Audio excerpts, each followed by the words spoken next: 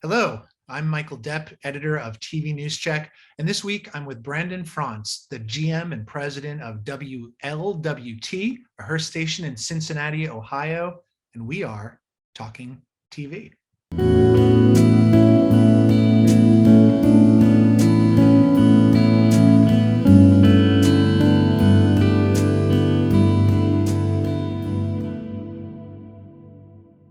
Talking TV is made possible by Making the Media, a podcast from Avid exploring the forces that shape the media, news, and entertainment business.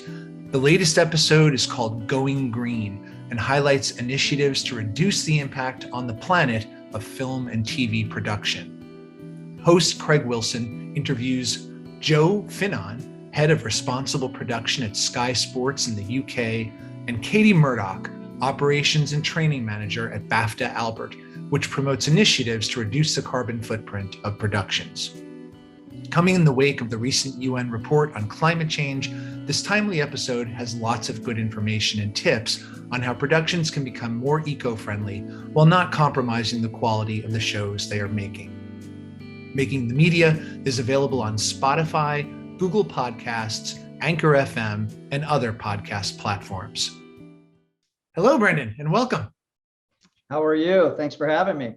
Thanks so much for being here and to have a conversation about something I found quite interesting when I saw it in TVNewsCheck just a couple of weeks ago or fairly recently, that you have revived the tradition at your station and previously at many stations of doing commentaries. And I think this is something that many of us who have watched TV news for years, of course, will be familiar with. It was an old tradition that had gone on for a long time. And I think in this moment that you've brought it back and you're doing these now since I think May, after a pause from 2016 or so, it's very interesting that you've revived it. So the first question I have for you is just why bring commentaries back now? What occasioned this? I actually struggled with this over the last few years. I mean, it's an item that was on my agenda since I was named president and general manager of the station in January of 2017. I've worked for a number of companies, Raycom being a former state group that like to editorialize on topics that are locally relevant in the communities. And Hearst has always been a strong advocate of that. And they've pushed this back on the general managers as a local decision-making option that if you chose to take on this process, that they fully supported and endorsed. So over the course of the last few years, we've talked about this internally. At the time, I was a relatively new general manager to Cincinnati. I had some other things on the agenda that I wanted to prioritize. And as we got into 2020, it became really clear to me that with the significant divisiveness that is happening all across the country, whether it's issues of racial inequities, politics, local and contextually relevant topics, that this does become something, or it did become something that ultimately I felt was important. And as such, we built a committee just to kind of explore whether it was the right thing for us and the right time for us, taking into consideration some of the risk and the elements associated with doing these things that may backfire. And ultimately, we all came to the path that today is the time to do that, because there is a need for another voice to kind of be injected into the conversations. But I think it really, for me, it landed on the one principle that our responsibility as a local broadcaster is to serve the community. And we do that every day. We do that with news, weather, information. We work really hard to keep people safe, keep people informed, and hopefully keep people entertained. And that is one of the reasons that we found ourselves inside this circle, ultimately launching our first editorials in May of this year. So you have an editorial board, is that? I do. Yeah, we created a board of 6 members. So we have a incredibly diverse board of voices and faces at the table. People that come from we know internally come from all walks of life, that can provide an effective balance. And not all people obviously see the same thing, whether it's from the socioeconomic perspective, the political perspective, but we wanted to make sure that we had a really diverse balance and group of folks at the table. Many of them come from the news world, some come from a creative services space, and I've got my programming director and community affairs director, David Seals, who actually heads up the board along with me. So how do you land on topics? Well, we meet every Monday after our operations meeting, and we spend somewhere around 15 minutes, and it could be upwards of about an hour. And we'll talk about what are the hot topics that are surrounding us today. Clearly, we haven't been at a loss of topics lately, just due to the mass amounts of information, misinformation in many cases. But just the need to recognize, and celebrate people and heroes and causes.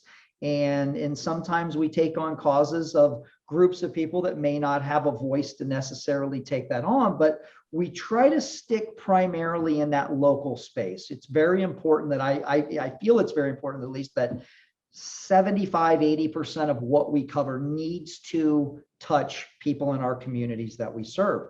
And we're in the tri-state with Kentucky, Ohio, and Indiana. We've got, a really broad mix of people in our viewership map, where, Southern Kentucky, part of our DMA, is entirely different than the northern part of our DMA in Ohio. So there is a balance that we need to strike in understanding what is important to those individuals in those regions. But more importantly, I think of all things that we try to accomplish is what is it that affects us in this community first, and then we'll defer to, is there a statewide topic that we need to land on? And very rarely have we taken on federal issues unless it becomes the recognition of a holiday such as Juneteenth or Memorial Day, the importance of celebrating and recognizing our fallen soldiers, things like that. But most of our topics center around this community and this region primarily. And again, being a local broadcaster, our number one responsibility is to serve the community interest for the people that live and reside in the tri-state itself. What's the frequency here? Weekly? Yeah, we do this weekly. So we meet once a week. We discuss the topic on Monday. We all try to find our way to a unanimous agreement that this is an important topic that we take on, number one, which we've really found ourselves at rather quickly since we've started this. And again, we're right at the beginning stages of that. But we found our way to the topic, and then we go around the table and, the virtual table, and discuss where we all see this topic and the appropriate positioning and the tone of what that message may be. And fortunately, so far, while we've had some disagreements on how we got to the end result, we all found our way to that specific position fairly unanimously, and that was really important. And not that I don't think we all have to be unanimous in that, but it can't be about Branden taking on a topic, and it can't be about one other member in our group taking on a topic that everyone else is vehemently against. So I think that became an important characteristic of making sure that we got into this the right way. We agreed upon the direction, the topic, and the next course, and then we will research that specific topic if necessary. We give ourselves a couple days, we'll write it, and then we'll cut it, and then it'll air starting on Friday. And that'll be you in a direct address to the camera. Do you cut in some B-roll to that? We do, yeah. We will have typically I think all of ours will always include B-roll on some level. So we'll teleprompter the message itself. We'll weave in some B-roll just to make it a much more engaging visual and appealing versus a talking head. And then we'll run that for a period of 3 days on Friday, Saturday, and Sunday. And what's your typical length? We try to keep them right around 75 seconds to 90 seconds. I think anything over that 90-second mark, you really start to lose your message and your potential impact. I think we all landed on the fact that if we can't get our message across in at least 90 seconds, then our message is probably too convoluted to take on. And we need to trim it back a little bit and maybe, narrow the focus a tad. So, as you said at the top, this is an environment where, we've got a lot of political strife. Yeah. People's political divisions are very deep right now. And your state in particular is a battleground state, going into a midterm elections. I wonder, first of all, how have audiences locally responded so far to that? It's been a mixed bag. We've taken on some fairly benign topics early on. Just to get into this, we did our first topic was what to expect. So why we're doing the editorials, what you can expect to see with this. That we're not always going to resonate, and you're certainly not always going to agree with us, but we're encouraging and trying to engage our audiences to at least have a dialogue. And I think that really is one of the most important pieces of this, is that we've lost the ability to communicate in so many ways. And people just, they attack to attack, and it's not having a discussion to maybe understand your position or why I may disagree. It is a clear and definable, I'm going to cut you down with my words and hope that it hurts. And we're trying to foster a little bit different environment so we can encourage that it's okay to disagree. It's okay to disagree with me on this position, and I can have a respectful, dialogue with you on this. And we've had that so far. I mean, don't get me wrong. We've got a number of people that come at me, but the topics that we took on early on are a little softer, a little more benign. The topics that we're starting to pivot to now, and not purposefully, more by current events and the timing, we're taking on the mask mandate topics at some of these schools. It is arguably one of the hottest topics that exist, with schools going back over the last couple of weeks.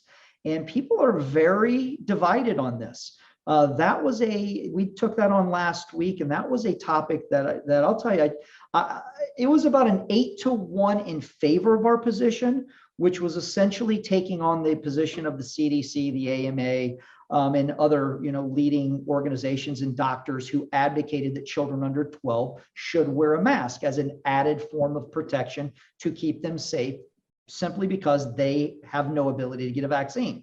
That was the position we took. Like I said, it was overwhelmingly in favor of that topic, but we did have a number of people that really did come after me, via email and some phone calls. A lot of name calling, of course, being thrown around.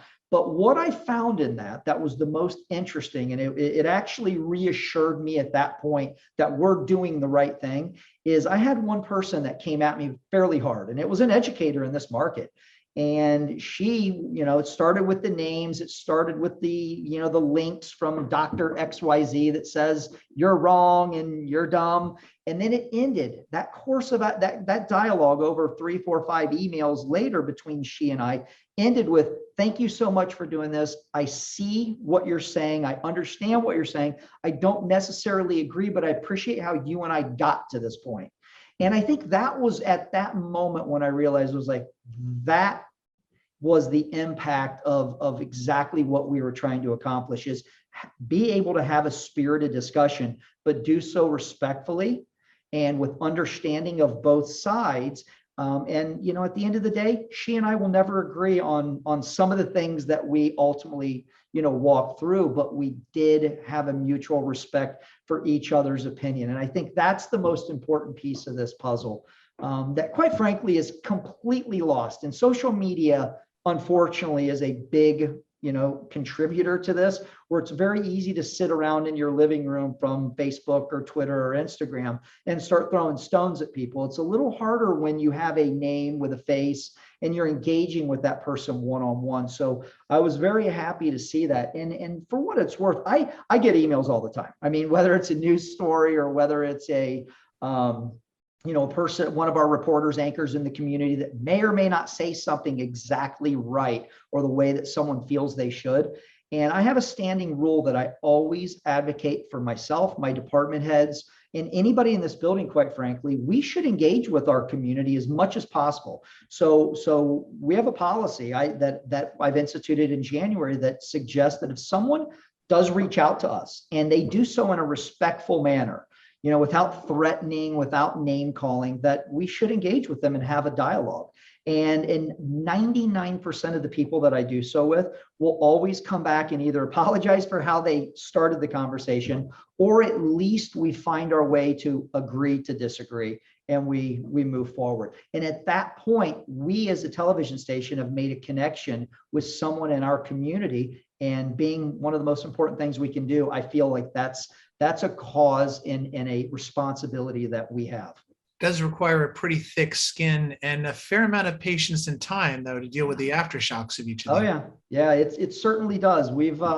I've got emails and voicemails saved on people that'll leave them at 2 a.m, 3 a.m. Some of them are 5-6 minutes long. Some of them are pictures, as you can imagine, whatever that may be. But yeah, it is certainly that. I came out of the sales space in this industry, so my skin developed by being told no many times on the sales front, and I have developed that thick skin. But we've got a group of department heads and leadership in this building that also now are at that place that they understand our responsibility is to serve this community first. And sometimes in this community, you deal with some folks that don't agree, and sometimes get into that disagreement from a wrong place, in our opinion.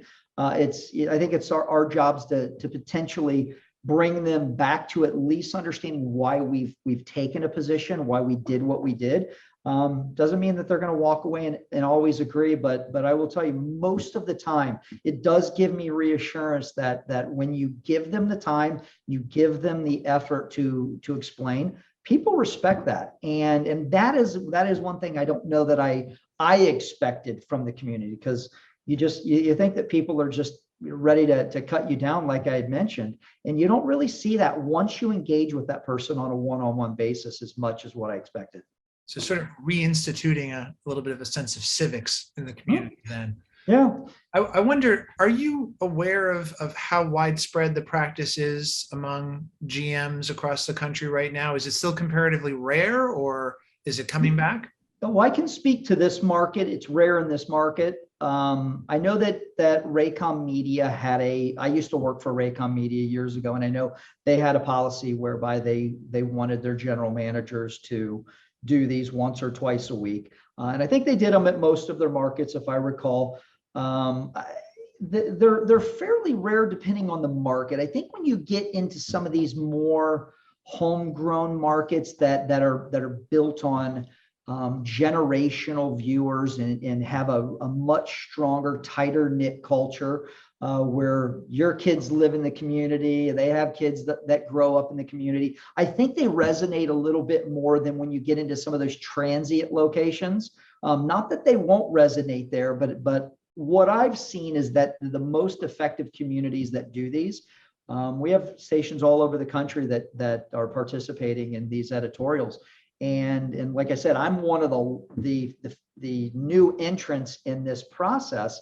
And I did a ton of research with the general managers in multiple markets around the country. And the ones that I found the most engagement with were some of those markets that are a little more not as, not the New York cities and not the Miami, Floridas and the Orlandos, or, some of these bigger transient markets. It's the markets like Cincinnati or Milwaukee or Kansas City or Des Moines. And, Baltimore even resonates in that. New Orleans would be a great community because of the culture and the amount of generational connectivity that exists there.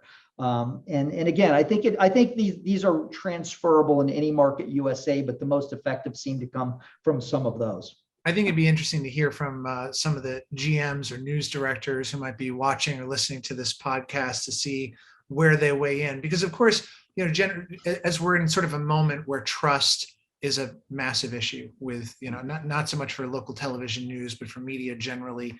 The very fact of a media organization adopting an institutional voice and opining on anything is something that all media organizations, I think, are re-examining what their appropriate role is in that. So I think I'd like to hear from others in the audience to see what they think about this, where they weigh in and what they're doing, and how this very practice may be evolving as well, and how those editorial boards, such as you described, you've got there, how you have to really have a diverse group of people there coming from all sorts of different vantage points to pull it off well. Yeah. Well, Branden, very interesting that you've taken this mantle on, and be interesting to see how it continues to play out for you, especially as we get into a more heated political season and we get to the next election cycle. Thanks so much for being part of this conversation today. I appreciate it. Thank you very much. Cheers.